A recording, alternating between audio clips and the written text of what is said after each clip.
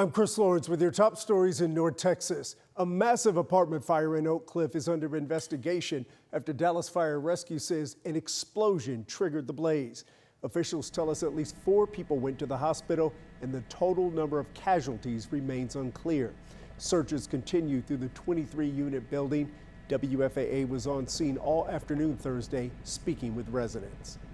Like the top floor of the apartment, it destroyed and shattered into our apartment downstairs. And when I got there, I seen a little girl climbing out the debris.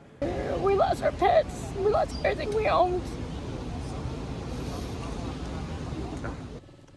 Crews finally got that fire under control around 3:30 in the afternoon, and the Red Cross has been working to assist those displaced by the explosion. A former principal in Arlington is banned from ever working in education again. And Newman International Academy's former police chief told Scoop Jefferson it's a victory for student safety.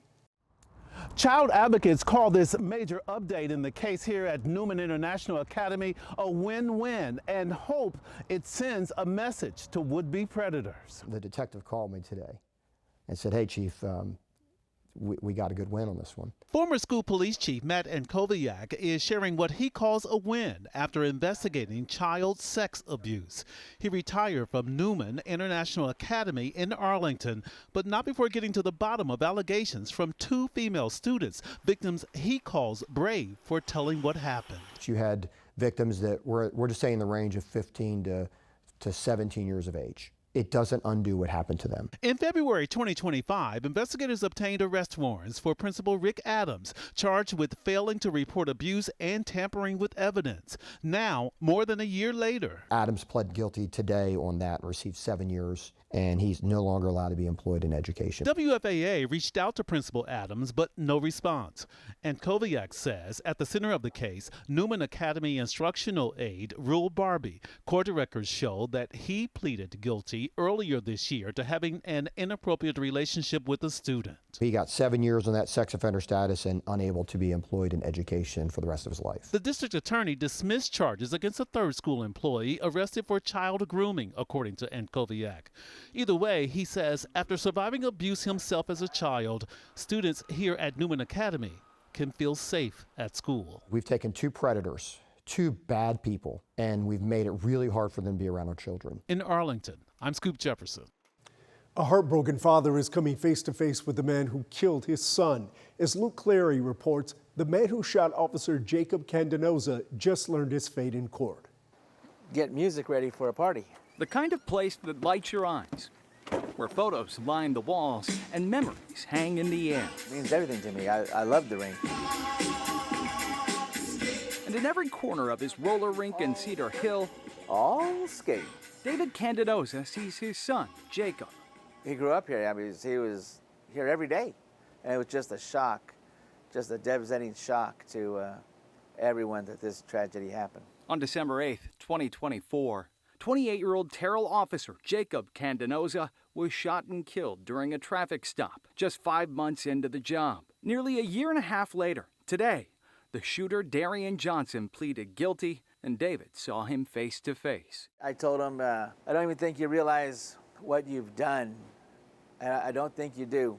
You know, Jacob, he was really one of the good ones that you took from us. David's marquee told the town how sentencing went. But I hope he's gonna think about it. Your support brings strength to the Candenoza family. Jacob's law enforcement family showed how deeply he's still missed. I just had all this pride that Jacob could bring so many people together. The tributes kept coming. Hey, boy. Enough to fill a display case at his favorite place. That's my boy. A place filled with memories, a place David says he could never leave. I'll do this forever. The longer I'm here, the longer this box will stay up here. I ain't never gonna sell. In Cedar Hill, I'm Luke Clary. A new law is taking effect in Texas, and it impacts companies that operate self-driving cars. As transportation reporter Janelle Fort reports, it marks a major step towards statewide oversight. Well, look, this is really the state stepping in as more self-driving cars start sharing Texas roads with the rest of us. So starting today, companies that operate these self-driving vehicles, so think Waymo and Zoox, will have to get authorization from the Texas DMV. To get that authorization, the vehicle has to meet a list of requirements. It has to be capable of following all Texas traffic and motor vehicle laws. It's required to have a recording device on board. Its self-driving system has to comply with federal laws, and it has to be able to reach what's called a minimal risk condition if the system fails, basically get itself to a safer state instead of becoming a bigger danger. It also has to be registered and titled in Texas and have the proper insurance. And companies have to give DPS a plan showing first responders how to interact with the vehicle during emergencies or crashes. The authorization does not expire, but the state can revoke, suspend, cancel, or restrict it. The change comes as safety conversations around self-driving vehicles have really ramped up recently. Waymo just paused its services in several cities, including here in Dallas, after safety concerns tied to demonstrations and vandalism involving some of its vehicles.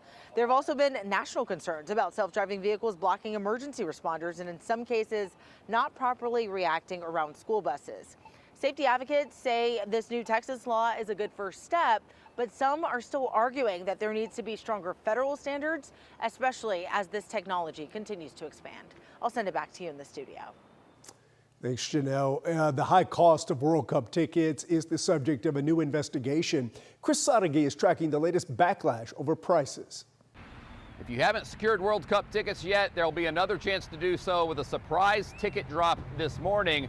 All this as an investigation is underway into FIFA's ticket sale practices. FIFA says that surprise drop will happen at 10 o'clock this morning, this one through their FIFA Rewards platform where fans redeem points. It is the third surprise ticket drop and follows a lot of fan complaints about the high cost of tickets. It was revealed in an Arlington City Council meeting last week that of the 700,000 total tickets over the 9 matches here in Arlington, only 35 to 50% had been sold. And it's not just a concern here.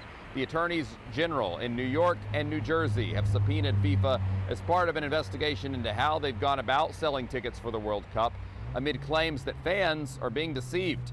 FIFA has maintained the prices are market driven. I did check this morning just to see what the prices are on the FIFA resale platform.